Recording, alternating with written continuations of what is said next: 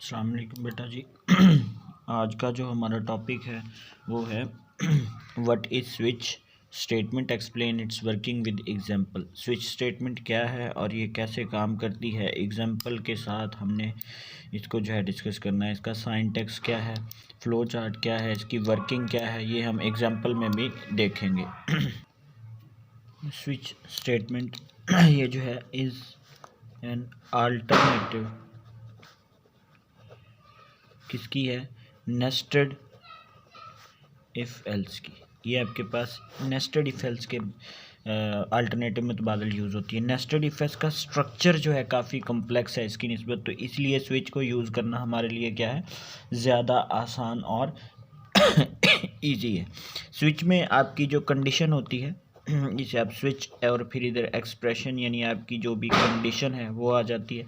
इसके बाद नीचे केस स्टार्ट होते हैं, या फिर केस 1 है, ठीक है, और उसके बाद उसकी फिर स्टेटमेंट है, ठीक है, और फिर इस केस को क्या किया जाता है, ब्रेक कर दिया जाता है। फिर आपके पास ये लाइन नहीं आती, फिर आपके पास आ जाता है ये वाली लाइन नहीं आती, फिर केस आपके पास केस 2 आ जाता है, ठीक है। उसमें अगर केस 2 के साथ फिर आपकी क्या आ जाती है, नीचे स्टेटमेंट आ जाती है, फिर इसको ब्रेक कर दिया जाता है। अप टू सो ऑन चलता रहता है। नीचे आपके पास एक डिफ़ॉल्ट आता है। अब डिफ़ॉल्ट में आपके पास फिर एक स्टेटमेंट होती है जो आपकी लास्ट वन या एंड कंडीशन जो होती है वो आपकी होती है कि ये अगर सब कुछ नहीं, सारे केसेस फॉल्स हो जाते हैं तो फिर आपका ये वाला रिज़ल्ट जो है वो शो होता है। बेसिकली इसको दिखाता हूँ, इसका सिंटैक्स ज़्यादा आसान है, ये हम बुक से भी देखते हैं। तो स्विच जो है वो इजी है थोड़ी सी, और ये ब्रेक का काम क्या है, अगर ब्रेक ना लगाया जाए तो क्या होगा, अगर ब्रेक नहीं लगाया जाएगा तो सारे केसेस फिर जो हैं वो एक दूसरे के साथ मिसमैच होना शुरू हो जाएंगे, ठीक है। डिफ़ॉल्ट का क्या काम है, डिफ़ॉल्ट आप समझ लें कि एंड वाला एल्स है, यानी अगर कुछ भी नहीं है तो फिर ये स्टेटमेंट जो एंड पे कहा जाता है, अगर ये सब नहीं है तो फिर ये होगा, ठीक है। तो एंड वाला एल्स आपका ये है। और केसेस आपके पास चॉइसेस हैं, केस का मतलब आपके पास यहाँ पे क्या है, चॉइस है। तो ये नेस्टेड इफ़ के अल्टरनेटिव जो है आपके पास यूज़ होती है।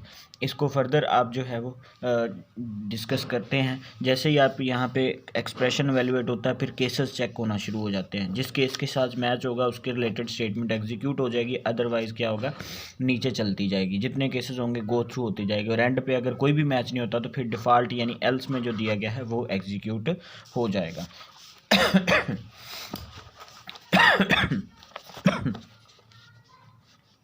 अगर आप इसको देखें तो क्या कहता है, the switch statement is another conditional structure. Conditional structure है, it is good alternative of nested if else, ये उसके मुतबादल है। It can be used easily when there are many choices are available and only one should be executed. बहुत सारी choices हैं और एक को एग्जीक्यूट करना है। Nested if become very difficult in such situation, in situations में नेस्टेड इफ जो है वो डिफ़िकल्ट हो जाती है। आगे अब देखते हैं इसका सिंटैक्स यानी इसको यूज़ करने का तरीका। वैसे मैंने उधर राइट किया तो वही वाली बात यहाँ पे। तो स्विच एक्सप्रेशन यानी आपकी कंडीशन इसमें पहले एग्जीक्यूट हो जाती है, फिर आपके केसेस, केस वैल्यू 1 कह लें VAL, उसकी स्टेटमेंट फिर इस केस को क्या कर दिया, ब्रेक। अगर ये इसके साथ मैच नहीं करता फिर केस 2, उसके बाद आपकी केस वैल्यू 2 है, फिर स्टेटमेंट 2, फिर ब्रेक। अगर इसके साथ मैच नहीं होता हो जाता है तो ये स्टेटमेंट एग्जीक्यूट नहीं, तो इसको ब्रेक करके नेक्स्ट चेक करो, ठीक है। हो जाता है तो ठीक है, इसको ब्रेक कर दो, अदरवाइज नेक्स्ट। जैसे एग्जीक्यूट होगा यहीं पे ब्रेक लग जाएगी, ठीक है। जैसे एग्जीक्यूट होगा यहीं पे, फिर बाकी केसेस चेक ही नहीं होंगे। ब्रेक का मतलब सीधा बाहर निकलो, बाहर चले जाओ, ठीक है। लेकिन अगर यहाँ पे ये गलत हो जाता है, स्टेटमेंट गलत, कंडीशन मैच नहीं होती, तो फिर नेक्स्ट चेक होगा, क्योंकि ब्रेक इसके अंदर पड़ा हुआ। ब्रेक तो तब एग्जीक्यूट होगा जब ये ट्रू होगा, जैसे ही बाहर जाएगा ब्रेक एग्जीक्यूट नहीं होगा। फॉल्स होगा तो ब्रेक एग्जीक्यूट नहीं होगा, नेक्स्ट केस। फॉल्स है तो फिर नेक्स्ट केस, ठीक है।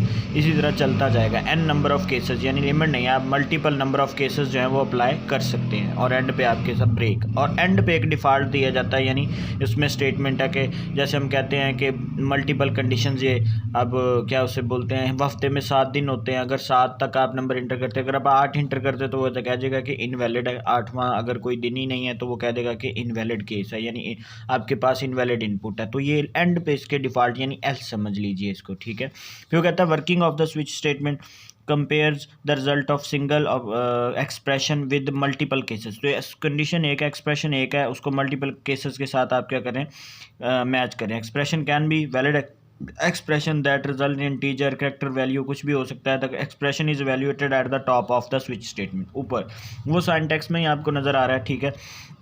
and its result is compared with the different cases. each case label represent one choice, her case label एक choice को represent करता है. if the result match with any case, the corresponding block of statement executed. any number of cases can be used in any switch statement. कई काफ़ी any number से मुराद जितने भी आप यूज़ करना चाहें, लिमिट नहीं है. the default label appear at the end of the case label. it execute only when the result of expression does not match with any case label. जब किसी के साथ मैच नहीं करता तो फिर आपका डिफ़ॉल्ट एग्जीक्यूट होता है. इट इज़ यूज ऑप्शनल, ये optional. The position of the default table is not fixed, fixed नहीं होती है. It may be placed before the first case statement and after the last case. या तो पहले case से भी पहले लगा दें या फिर लास्ट केस के बाद में लगा दें, ठीक है, दोनों जगह पे लग सकता है. आगे क्या कहता है, आगे कहता है कि the break statement in each case label is use to exit from switch. जैसे ही आपका केस ट्रू होगा, ब्रेक भी एग्जीक्यूट होगी और वो स्विच से निकल जाएगा, यानी आउटपुट आपको मिल चुकी है, ठीक है. It is used at the end of each case label when the result of the expression match with the case label. The corresponding statement are executed. The break statement comes after these statement at the end the control exist from switch body. Exits from यानी execute होगी जैसे ही break तो वो निकल जाएगा.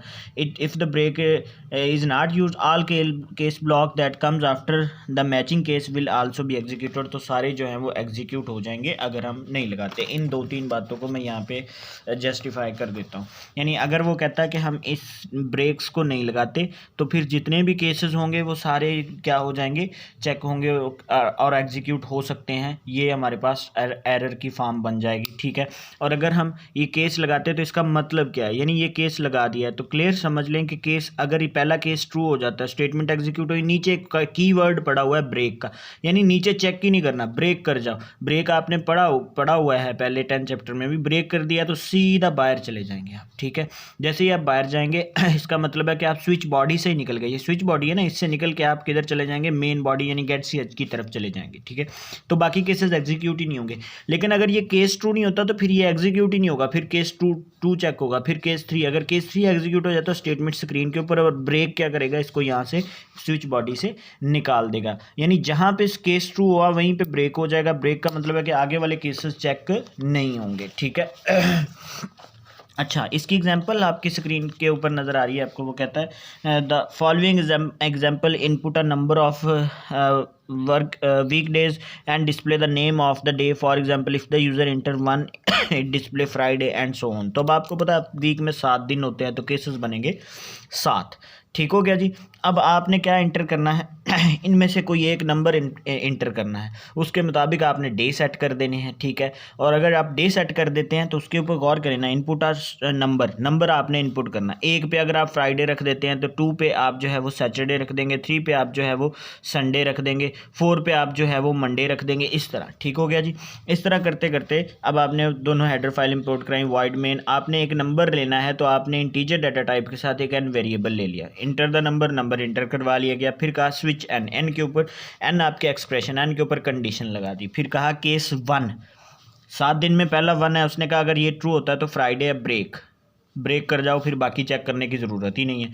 Case 2 print Saturday break. Case 3 इस तरह करते करते उसने 7 डेज़ के ऊपर क्या लगा दिए, 7 केसेस लगा दिए. और डिफ़ॉल्ट में कहा इनवैलिड नंबर. अगर आप 8 इनपुट करते हैं तो किसी केस के साथ मैच ही नहीं होगा, किसी केस के साथ मैच नहीं होगा तो फिर वो एंड वाली कहेगा कि इनवैलिड नंबर, वीक डेज़ में 8वां कोई नंबर नहीं है. लेकिन अगर आप फ़र्ज़ कर लें 4 इंटर कर देते हैं, एन की वैल्यू क्या है 4 है, तो केस 1 चेक होगा, नहीं.